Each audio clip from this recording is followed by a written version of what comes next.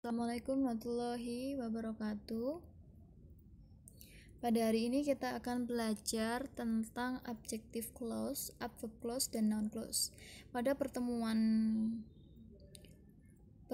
yang ke-6 kemarin sudah sempat saya singgung tentang adjective clause, adverb clause, dan noun clause. Untuk memulai perkuliahan hari ini, mari kita ucapkan basmalah terlebih dahulu. Bismillahirrahmanirrahim. Selanjutnya jangan lupa untuk mengisi daftar hadir di pertemuan ke-7 dan jangan lupa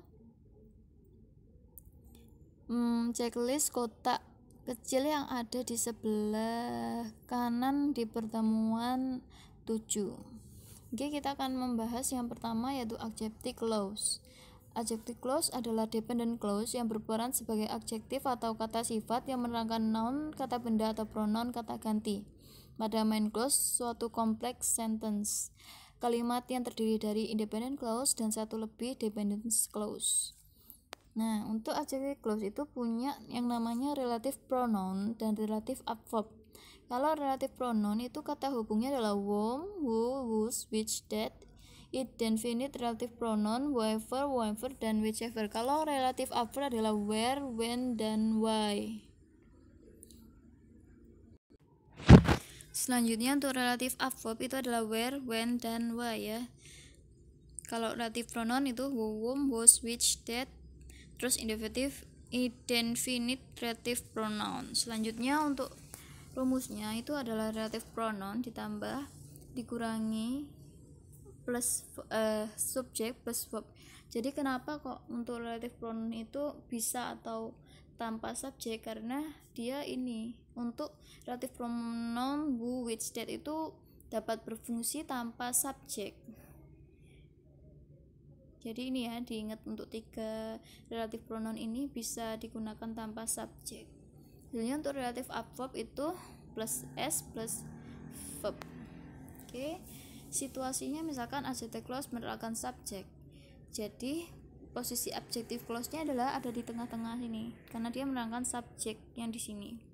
Terus menerangkan objek berarti dia ada di objek ini. Setelah objek dia menerangkan adjective clause.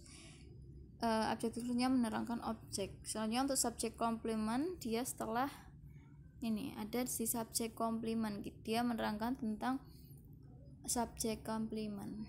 Nah, contohnya the woman whom you saw last night is my sister. Berarti ini whom-nya adalah subjek.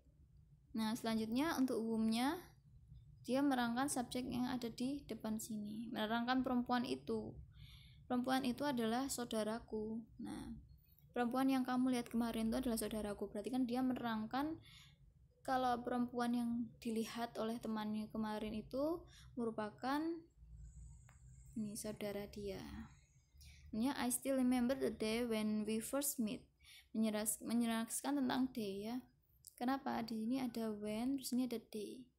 Jadi saya masih mengingat hari ketika kita pertama bertemu. Nah, di sini dia menjelaskan hari ketika mereka bertemu ya. He is the man who works hard to support their daily needs. Nah, ini sudah jelas untuk subjek komplementnya. Ini kan man-nya di sini sebagai subjek komplement, lalu di sini dapat kata penerangan yaitu who works hard to support their daily needs. Jadi dia adalah laki-laki yang bekerja sangat keras untuk menyupport kebutuhan mereka. Selanjutnya untuk nomor 2 adverb clause. Adverb clause di sini adalah dependent clause yang berfungsi sebagai adverb atau kata keterangan. Nah, dia memiliki karakteristik menjawab pertanyaan how, when, where, why. Nah, adverb clause dibagi menjadi 6. Yang pertama adverb clause of time, adverb clause of place, adverb clause of clause, adverb clause of cause, reason, result, adverb clause of purpose, adverb clause of contrast or conjunction, adverb clause of manner. Nah, rumusnya adalah subordinate conjunction plus S plus V. Nah, ini contohnya a verb clause of time. Ini ada kata-kata, ada ciri khas kata-kata ini kalau untuk time. Contohnya, I'm going to give her this present after our surprise party on Tuesday. Nah, ini contoh dari a verb clause of time. Kalau a verb clause of place cuma ada dua, yaitu where dan whenever. Kalau a verb clause of cause, reason, or result, nah ini gunakan so. Jadi dia ini contoh dari result ya. She had free time during last holiday, so she arranged her house. A verb clause of purpose, ini sama juga ada so-nya juga. A verb clause of purpose, I tell you the best route so that you arrive on time. Saya memberitahumu rute yang paling baik, jadi kamu harus datang tepat waktu. Nah, itu adalah tujuannya.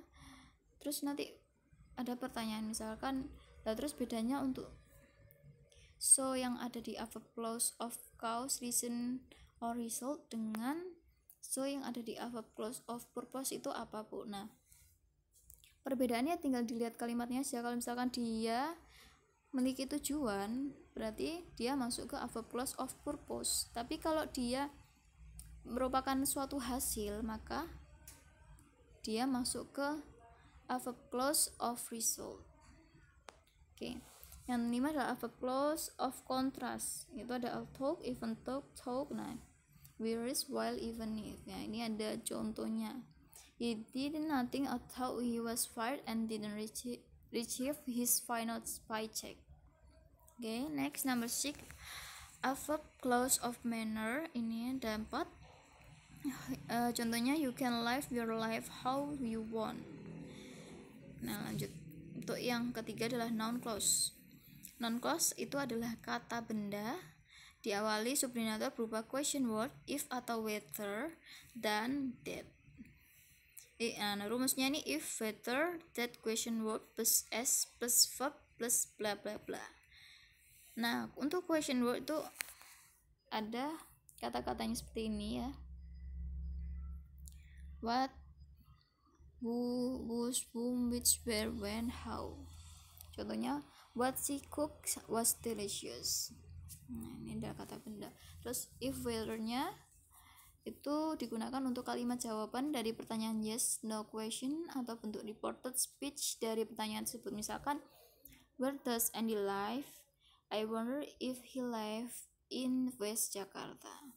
Nah, kalau that ini harus memiliki that clause untuk mental activity. Berikut daftar pada main clause yang biasanya diikuti oleh that clause. Ini ada di sini contohnya.